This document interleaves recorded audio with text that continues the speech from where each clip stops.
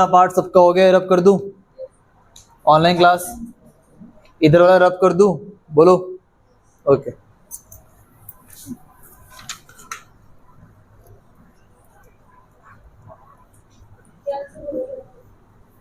एक second.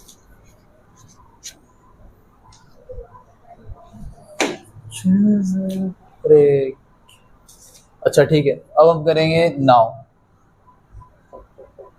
E R plus E M is equal to 0। E R कितना है?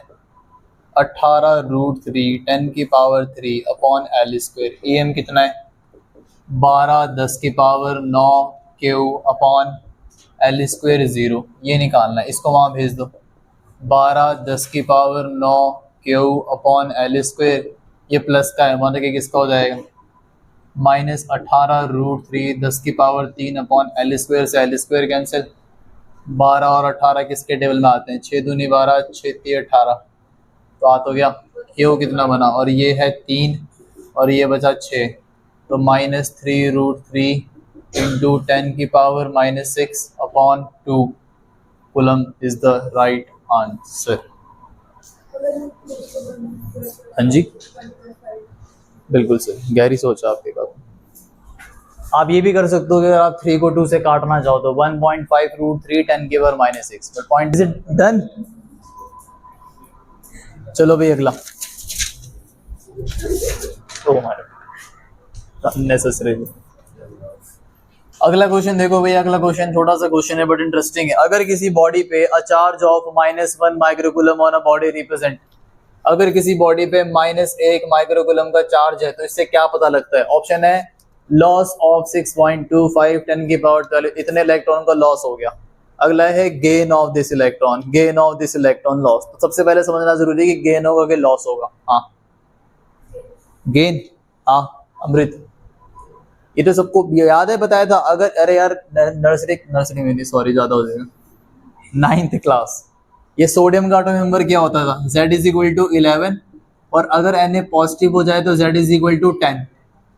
क्या मतलब है उस बात का, अगर प्लस होता है ना इलेक्ट्रॉन कम हो गए, लेकिन अगर इसी पे आ जाए Na नेगेटिव, भैया हो सकता है केमिस्ट्री मेरे बेड़ा करके, ठीक है मैं लॉजिक पे नहीं, मैं सिर्फ हल्का से फिजिक्स वाला लॉजिक लगा रहा हूँ। अगर नेगेटिव आया तो एक नंबर जुड़ जाएगा। तो पॉइंट इज नेगेटिव का मतलब होता है गेन करना, इलेक्ट्रॉन आ रहे हैं। पॉजिटिव का मतलब होता है लूज होना। अब यहाँ तो साफ साफ लिखा हुआ है -1 माइक्रोकूलम, गेन हुए कि लूज हुए, बोलो। अब हमें निकालना है ऑप्शन, 2 ऑप्शन तो कट गए, कौन कौन से कैंसिल हुए, फर्स्ट और डी कैंसिल हो गए, तो बी और सी में से निकालना है। अब ये पता करना है कि वैल्यू क्या होगी। कैसे निकालते थे, क्वांटाइजेशन प्रिंसिपल क्या था, Q is equal to NE, N is equal to Q upon E। Q कितना है 1 10 की पावर -6, और E की वैल्यू क्या होती है 1.6 10 की पावर -19। 1 को डिवाइड करो 1.6 से, क्या आएगा 0.625, -6 से ऊपर जाके 19 हो जाएगा। 19 में से 6 गए कितना बनता है बोलो, 13। कौन है 18 में से 6 गए तब 12 बनना चाहिए, मेरे हिसाब से तो 13 बनेगा। और आंसर क्या है 6.25 10 की पावर 12, 6.25 10 की पावर 12 माइनस, अच्छा n थोड़ी ना माइनस में आएगा, क्या कर रहे हैं भाई। तो उसने 6.25 10 की पावर 12 इलेक्ट्रॉन, इसका मतलब है क्या किए, गेन किए। जिसने नहीं किया था वो लिख लो, इधर हो गए सभी का। अगला क्वेश्चन देखो, the coulomb force between the 2 point charges, force पे आंसर दे दिया तुमको, लो क्वेश्चन ही खत्म। अगले में आंसर पहले ही दिया हुआ है कि भैया the coulomb force between the 2 point charges is 1.5 10 की power -4 Newton. How will this force be affected in the following situation. पहली सिचुएशन है the distance between the charges is double, अगर डिस्टेंस को डबल कर दिया जाए फोर्स पे क्या फर्क पड़ेगा, कोई बताएगा। ये तो मुझे ही पता है कम हो जाएगा, कितना कम होएगा 1/4। कैसे निकाला इन्होंने, अरे यार हमको पता है कि मेरे भाई कूलम्स लॉ होता है K Q1 Q2 upon R square. So what is the relation between force and distance, बोलो। और कितना बोला, अगर R की वैल्यू क्या हो जाए डबल, यानी कि 2R, ऐसे लिखा जाएगा, हवा में लिखा जाएगा, तो नया वाला फोर्स क्या बनेगा, R की जगह क्या आ जाएगा 2R का स्क्वायर, कितना बनेगा 4R का स्क्वायर। और 1/R स्क्वायर क्या था, पिछले वाला फोर्स, यानी कि जो नया वाला फोर्स होगा वो पुराने वाले फोर्स के 1/4 हो जाएगा। निकालो आंसर, 1/4 से डिवाइड करो, क्या आएगा आंसर। वैल्यू पूछी है क्या, ये इफेक्ट पूछा है, लिखा है value. How will this force be affected पूछा है, अफेक्टेड, तो F/4 आई थिंक इनफ है। बात समझ आ रही है, हालांकि इतना मुश्किल है हमारे लिए, कर लो फटाफट से डिवाइड करो तो हो जाएगा यार। 1.5 10 की पावर, ये क्या लिखा हुआ मैंने, ये बेकार हैंडराइटिंग, -4 और अपॉन में 4 है, 4 के टेबल में 15 कितने पे आता है,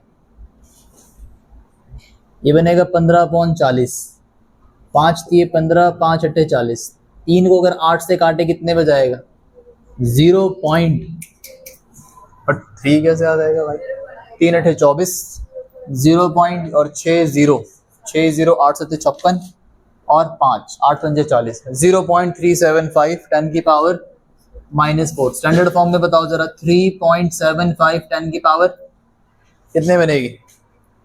करो। अगर एक कदम आगे जाते हैं तो उधर क्या होता है, बढ़ती है घटती है? प्लस होती है।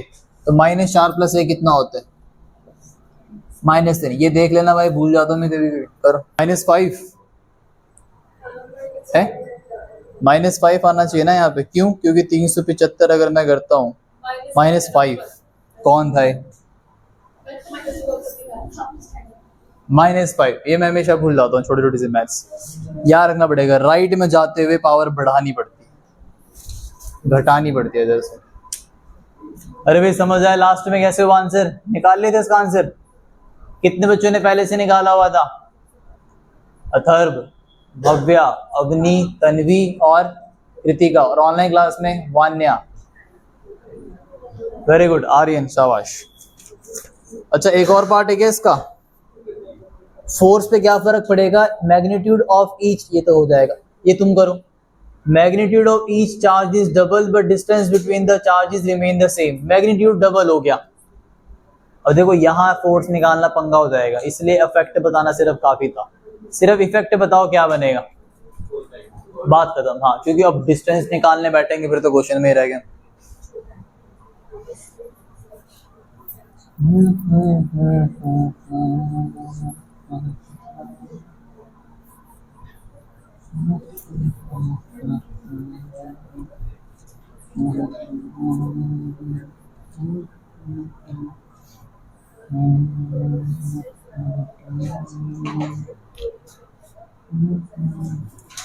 बोलो, दूसरे वाले क्वेश्चन में क्या है कि बी पार्ट, अगर मैग्नीट्यूड डबल कर देते हैं तो हमें पता है कि F is proportional to, formula लिख लेते हैं, K Q1 Q2 upon R square. So what is the relation? They are directly, distance तो सेम है।